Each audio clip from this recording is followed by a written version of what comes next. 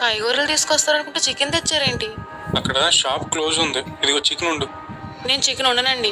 అసలు ఇప్పుడు ఎవరైనా చికెన్ వండుకుంటారండి? యాలిక్తా దేనికి? ఈ 40 రోజులు ఉపవాస ప్రార్థనలో మనం ఎప్పుడైనా తిన్నామా అండి? సర్లే, పిల్లోడు తింటాడు ఉండు. పిల్లోడికి ఉన్న మీకు ఉండదని ఏం చేసుకుంటారు చేసుకోండి. తెచ్చింది చికెన్ మళ్ళీ వండాలంట.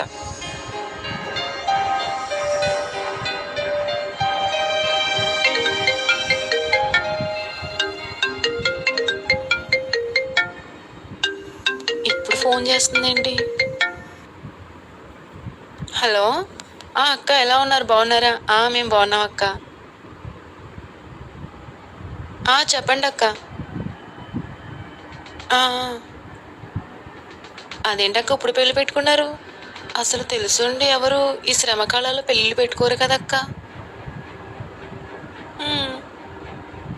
ఏమో అక్క, పెళ్ళిళ్ళు చేసుకున్న వాళ్ళకి శ్రమలు, వచ్చిన వారికి శ్రమలే అంటారు. లేదక్క, కుదరదక్క. శ్రమకాలాల్లో పెళ్ళిళ్ళు పెట్టుకుని రమ్మంటే ఎవరికి వీలవుతుంది అక్క? అందరూ ఇలాగే అంటారు కదా. లేదక్క, లేదు. సరే అక్క అయితే. అలాగేనక్క. ఉంటాను. ఏంటో శ్రమకాలాల్లో పెళ్ళిళ్ళంట. అసలు ఎవరైనా శ్రమకాలంలో పెళ్లి పెట్టుకుంటారా? తినంతొక్క పని కాకపోతేను. అక్కతో ఏంటి మాట్లాడుతున్నావు? ఏం లేదు, శ్రమకాలంలో పెళ్లి పెట్టుకుని రమ్మంటున్నారు. శ్రమకాలాల్లో పెళ్లి చేసుకుంటే శ్రమలు వచ్చేస్తాయా? మరి రావా? ఎవరు చెప్పారు? బైబిల్లో ఎక్కడ రాస్తుంది?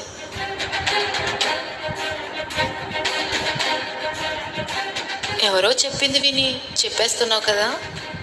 అంటే అందరూ అంటారు కదా. అందరూ అంటే నువ్వు అంటావా?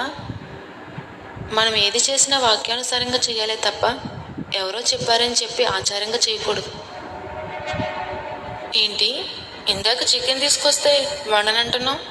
నాన్ వేసి తినవా? చెప్పులు వేసుకోవా? మంచం మీద కూడా పడుకోవా? ఒక్కపూట భోజనంతోనే సరిపెట్టేసుకుంటున్నావా? నీకు తెలీదా? ఈ 40 రోజుల ఉపవాస ప్రార్థనలో అందరూ అలాగే చేస్తారు. నేను అలాగే చేసి ఉపవాసం ఉంటున్నాను. ఇందులో తప్పేముంది? అందరూ చేస్తున్నా, నేను చేస్తున్నాను. కూడుకుని ఉపవాసం ఉండి ప్రార్థన చేయడంలో తప్పేమీ కాదు. ఆచారంగా కాక ఆత్మానుసారంగా చేస్తే బాగుంటుంది. ఎవరో చెప్పారని, ఎవరో చేస్తున్నారని అలా చేయకు. ఇది వరకు జీవితంలో కూడా నువ్వు అలాగే చేసావు. అవును, ఇప్పుడు నా నిజదేవుడైన యేసయ్య కొరకు ఆయన పొందిన శ్రమల గురించి కన్నీటితో ధ్యానించడానికి, ప్రార్థనలో గడపడానికి ఈ ప్రత్యేకమైన సమయాన్ని కేటాయించుకున్నాను. ఇది వరకటి జీవితంలో భక్తికి కొన్ని వారాలే కేటాయించేవేమో. ఇప్పుడు నువ్వు చేసే భక్తి ఇన్ని వారాలు, ఇన్ని రోజులని కేటాయించుకుని చేసేది కాదు. జీవితమంతా లోకంలోనూ, లోకపు అలవాట్లతోనూ, అపవాది నేర్పించే దేవునికి వ్యతిరేకమైన ప్రతి కార్యంలో నుండి ప్రత్యేకంగా జీవించడానికి, ప్రతిరోజు సత్యం కొరకు పత్యం చేయడానికి. అంటే ఏవో కొన్ని తినేవి మానేయడం, చెప్పులు వేసుకోకపోవడం, మంచం మీద పడుకోకపోవడం కాదు.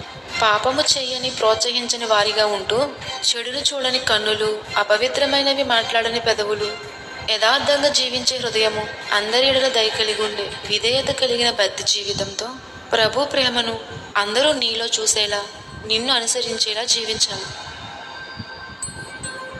ఇందాక నువ్వన్నావే, యేసయ్య శిలువ శ్రమను ధ్యానిస్తూ నువ్వు గడపడానికి కేటాయించుకున్న రోజులని. ఆ శిలువ శ్రమలు పొందింది ఆ శిలువ శ్రమల ద్వారా నిన్ను, నన్ను పాపం నుంచి విడిపించడానికి. అంతేగాని ఆయన కోసం ఏడవడానికి కాదు. ఆయనను సిలువ వేస్తున్నప్పుడు తనను ఏడుస్తూ వెంబడిస్తున్న స్త్రీలతో, నా కోసం కాదు, మీకోసం, మీ పిల్లల కోసం ఏడవండి అని యేసయ్య చెప్పలేదా? ఈరోజు నీ భక్తి చల్లారిపోయిన స్థితిలో ఉండి అటూ ఇటూ గాలికి కొట్టుకుపోవచ్చున్న పొట్టువలే ఉన్నది. దానికోసం ఏ రోజైనా ఏడ్చావా? గతానికి ఇప్పటికీ మార్పులేని స్థితిని ఎప్పుడైనా గుర్తించావా? నీ పిల్లలు పాపంతో ఏకీభవిస్తూ తాము చెడిపోతూ సమాజాన్ని కూడా చెడిపేస్తున్నారు. వారి కోసం ఎప్పుడైనా ఏడ్చావా? వారిని గాలి కొదిలేసి వారికి ప్రార్థనా జీవితం ప్రత్యేకత నేర్పించగా, నీవు మాత్రమే గిరిగీసుకుని చేసేది కాదు క్రైస్తవ భక్తి జీవితం.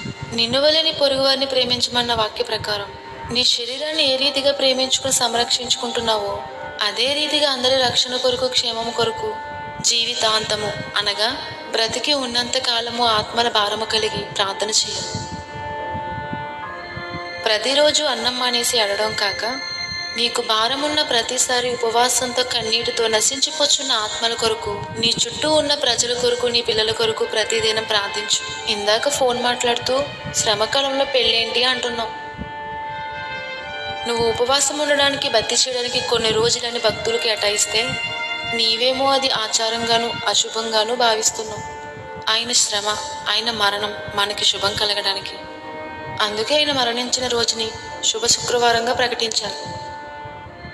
లిఖిత ఒకటి గుర్తుపెట్టుకో, మనుషులు కల్పించిన పద్ధతులు దైవభక్తిని భావించి న్యాయముగా నడుచుకొనక, కనికరమును ప్రేమించక, దీన మనసు కలిగి నీ దేవుడైన యెహోవా ఎదుట ప్రవర్తించవలసిన నీవు, నీ భక్తి వల్ల దేవునికి దుఃఖాన్ని కలిగిస్తావే తప్ప సంతోషాన్ని కలిగించలేవు. బైబిల్లో ఎక్కడ లేని వాటిని అనుసరిస్తూ నిజమైన భక్తి చేయడానికి బదులు నీకు నచ్చిన అనుకూలమైన ఒక పండగలు ఆచరించి చేయడం కాదు క్రైస్తవ్యం అంటే.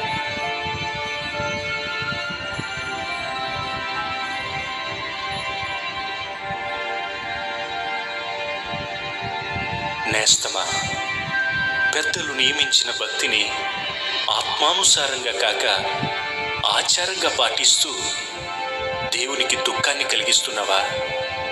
వదిలిపెట్టవలసిన వాటిని వదిలిపెట్టక ఏవేవో చేస్తూ వాటికి భక్తి అని పేరు పెట్టి చాలామంది యేసయ్య నామానికి అవమానకరంగా జీవిస్తున్నారు.